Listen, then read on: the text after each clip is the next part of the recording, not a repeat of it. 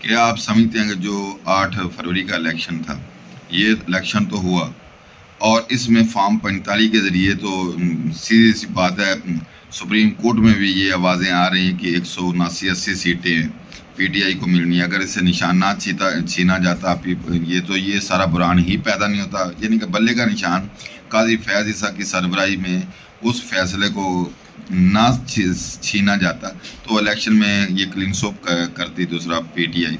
تو اب یہ جو برہان مخصوص نشستوں والا پیدا ہوا ہے اور بقایا عدالتی سچویشن ہے، پہلے سے آپ کیا سمجھ رہے ہیں کہ جو عدالتی ججز صاحبات نے یا عدالتی فیصلے وہ میرٹ پہ اور اپنے حلف برداری کے لیے آ رہے ہیں۔ ہائی کورٹ جو لاہور ہے اس نے بھی سٹینڈ لیا ہوا ہے۔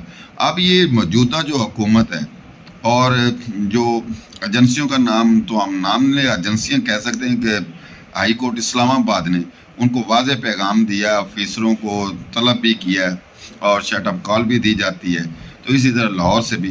تو کیا آپ سمجھتے ہیں کہ عدالتیں جو اپنے حلف برداری اور انصاف کے لیے آ رہی ہیں میدان میں؟ دیکھیں جی صدر صاحب، عدالتوں کا پہلا اور آخری کام یہی ہے انصاف دینا، اور عدالتوں کو بھی ان کی بھی بقا کا مسئلہ ہے۔ اگر عدالتیں میرٹ پہ فیصلہ نہیں کریں گی، انصاف نہیں کریں گی، تو پاکستانی عوام کا اعتماد تو کے اوپر سے ویسے بھی اٹھ چکا ہے۔ وہ جو تھوڑی بہت کسر باقی ہے وہ بھی ختم ہو جائے گی۔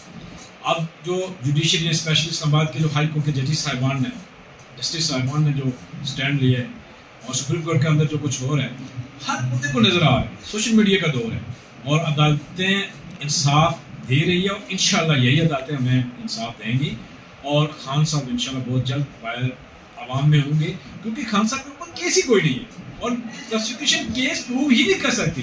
الیکشن آ رہے تھے، الیکشن قریب تھے، الیکشن انہوں نے خان صاحب کو دینا نہیں تھا، اس وجہ سے انہوں نے خان صاحب کے اوپر 1 2 3 4 لگاتار 200 کیس بنا ڈالا۔ لیکن دیکھیں پروسیکیوشن کو پروسیکیوشن نے ثابت کرنا ہے، جو کیس بنانے والے انہوں نے ثابت کرنا ہے، تو جب وہ ثابت ہے کہ کچھ نہیں کر سکیں گے کہ خان صاحب کے اوپر وہ تو سب کو پتا، سردار صاحب مقدمے جھوٹے، اب یہ پروسیکیوشن بھاگ رہی ہے، ہر جگہ سے بھاگ رہی ہے۔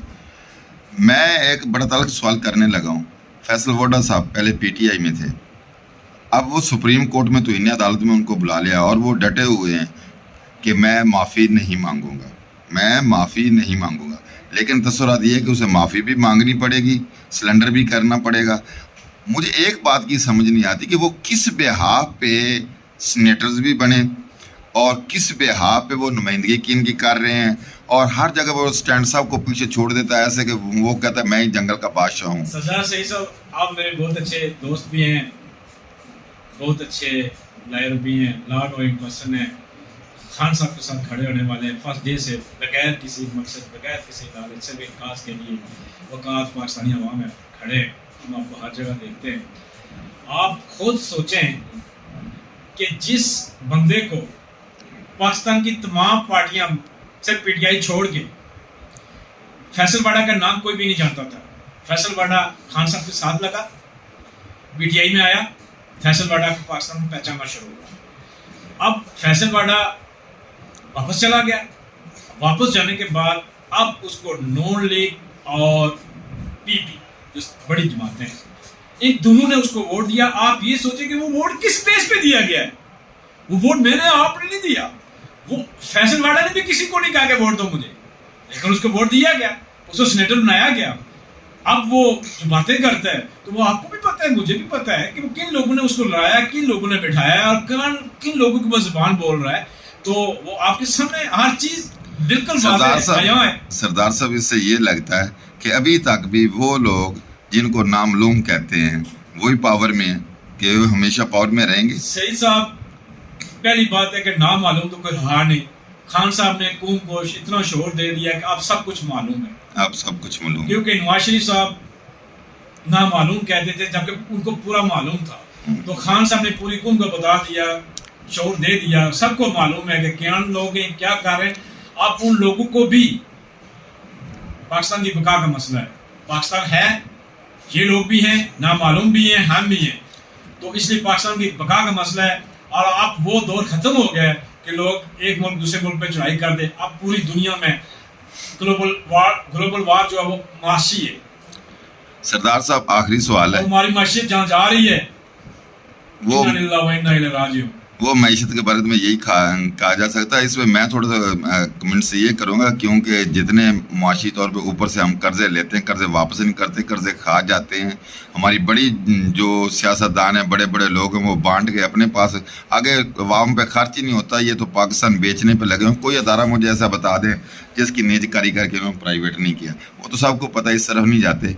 मेरा आखिरी सवाल ये है कि खान साहब के साथ जिसने भी हाथ किया, खान साहब को धोखा दिया, जिसमें फयाजुल हसन चौहान, जिसमें ये अलीम खान, जहांगीर तरीन, एक फरदौस आपा, आमिर कियानी साहब, और इसमें काजी फैज़ ईसा साहब जो हमारे हैं, वो यानी कि बात करने का मकसद, जो भी खान साहब पे एलिगेशन लगाता है उसको अल्लाह ताला की तरफ से वो मुंह की खाता है। तो इसकी क्या वजह है?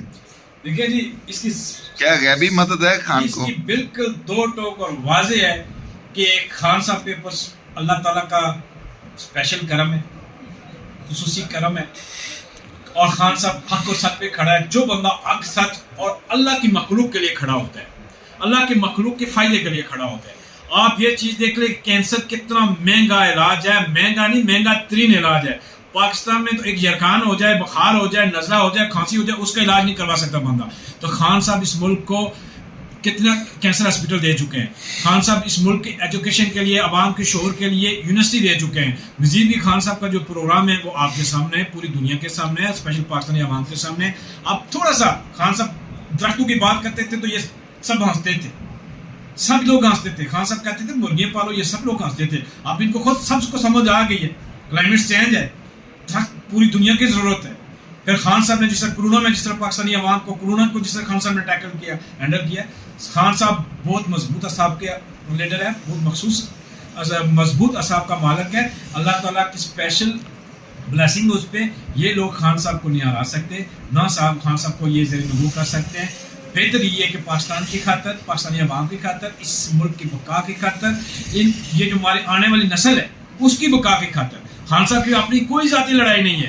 खान साहब की जो लड़ाई है वो सिर्फ और सिर्फ पाकिस्तानी आवाम और हमारे बच्चे हैं, हमारे बच्चे को आने वाला फ्यूचर है।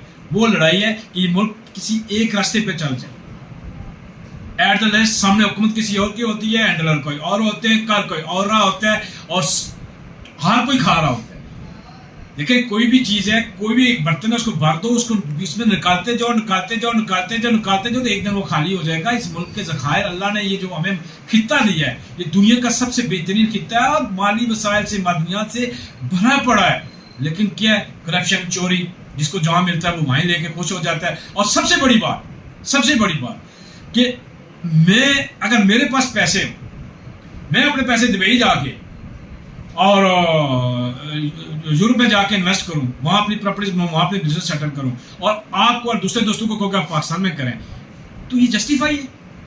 हमारे से लीडर साहिबान, पाकिस्तान का कोई कर्ज नहीं है। होता क्या है, कर्ज आपने लिए, मैंने लिए, आपने खाया, मैंने खाया, पाकिस्तानी आवाम ने खाया? नहीं, कर्ज हमारे लीडर साहिबान ने लिया और उनके जो शेयर होल्डर थे उन्होंने लिया।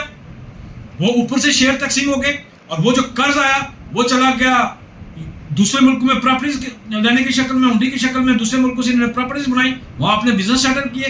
पाकिस्तान में वो पैसा लगा नहीं है। जब पाकिस्तान में पैसा ही नहीं लगा तो तरक्की कहां से होगी, और फिर वापसी कहां से होगी?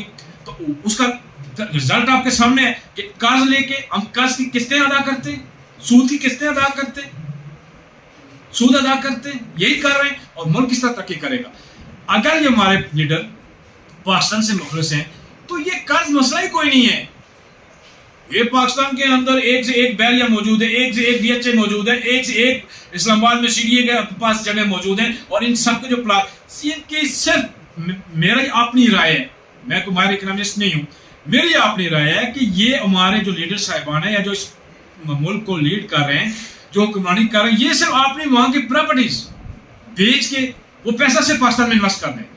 50% बेरोजगारी आपकी खत्म हो जाएगी, बेरोजगारी खत्म हो जाएगी, पैसे की सर्कुलेशन शुरू हो जाएगी। जब पैसे की सर्कुलेशन शुरू हो जाएगी तो आज तक करते करते जिन्होंने कमीशन लिया, जिन्होंने बाकी मामलात किए, जो किक बैक से यकजा करके थोड़ा थोड़ा हिस्सा 2% 3% 5% भी ये लोग जिन्होंने मुल्क लूटा हुआ है ये देना शुरू कर दें, हमारा कर्ज 1 महीने में उतर जाता है। سردار صاحب آپ کے کہنے کا مقصد یہ ہے کہ جتنی ہمارے ادھر سے لیڈرشپ ہے یا ہمارے کوئی بھی کسی بھی جماعت سے جو بھی تعلق رکھتا ہے، جس نے پراپرٹی باہر جا کے بنائی ہوئی ہے، جس کے پاس وہ اپنی ساری انویسٹمنٹ پاکستان میں لے کے آئے، بالکل، اور جب وہ لے کے آئیں گے تو بقایا جو دنیا سے انویسٹمنٹ آئے گی اور اس میں کرپشن بھی ختم ہوگی، کیونکہ جب پیسہ گھر کا گھر میں ہی رہے گا اور یہاں پہ جو لوٹ مار کا مال منی لانڈرنگ کر کے باہر نہیں جائے گا تو ملک بھی خوشحال ہو جائے گا اور کرپشن بھی ختم ہونے کی طرف جائے گی. یہ آپ کا کہنے کا مقصد بالکل میں یہ کہہ رہا ہوں. اور یہ سب سے ایزی